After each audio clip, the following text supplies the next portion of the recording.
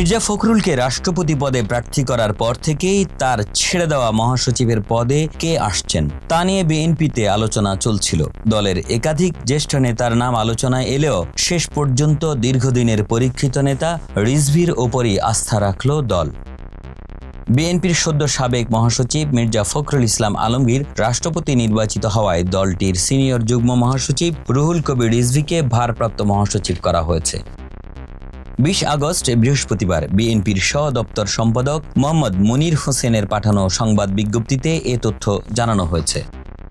বিজ্ঞপ্তিতে উল্লেখ করা হয়েছে, বিএনপির গঠনতন্ত্রের 7(খ)(6) ধারা অনুযায়ী বিএনপি জাতীয় স্থায়ী কমিটির সদস্য অ্যাডভোকেট রুহুল কবির রিজভীকে বাংলাদেশ জাতীয়তাবাদী দল বিএনপির ভারপ্রাপ্ত মহাসচিব হিসেবে মনোনীত করা হয়েছে। এই মনোনয়ন অবিলম্বে কার্যকর হবে।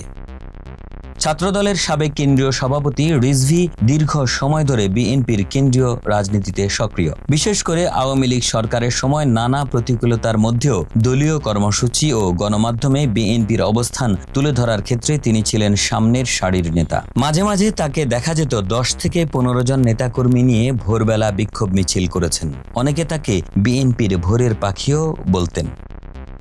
বিএনপির কেন্দ্রীয় কার্যালয়ে টানা প্রায় 2 মাস অবরুদ্ধ অবস্থায় থেকেও নিয়মিত সংবাদ সম্মেলন করে গিয়েছিলেন তিনি। এছাড়া বিভিন্ন সময় তিনি বিএনপির কেন্দ্রীয় কার্যালয়ে অবরুদ্ধ ছিলেন। দলের নেতাকর্মীদের সঙ্গে যোগাযোগ রক্ষা এবং রাজনৈতিক কর্মসূচি চালিয়ে নেওয়ার ক্ষেত্রেও তার ভূমিকা ছিল গুরুত্বপূর্ণ। রাষ্ট্রপতি নির্বাচিত হওয়ার মধ্য দিয়ে মির্জা ফখরুলের দীর্ঘ রাজনৈতিক অধ্যায়ের এক গুরুত্বপূর্ণ পর্বের অবসান হলো। 2011 সালে বিএনপির ভারপ্রাপ্ত মহাসচিবের দায়িত্ব নেন মির্জা ফখরুল। পরে 2016 সালের জাতীয় কাউন্সিলে তিনি দলের মহাসচিব নির্বাচিত হন। এরপর দীর্ঘ সময় ধরে দলের অন্যতম প্রধান মুখ হিসেবে বিএনপির নেতৃত্ব দিয়ে আসছিলেন তিনি। ভারপ্রাপ্ত মহাসচিব হিসেবে রুহুল কবির রিজভীর দায়িত্ব গ্রহণকে অন্তর্বর্তী ব্যবস্থা হিসেবে দেখা হচ্ছে। চলতি বছরেই বিএনপি জাতীয় কাউন্সিল করার চিন্তা করছে। ওই কাউন্সিলেই পূর্ণাঙ্গ মহাসচিব পাবে দলটি।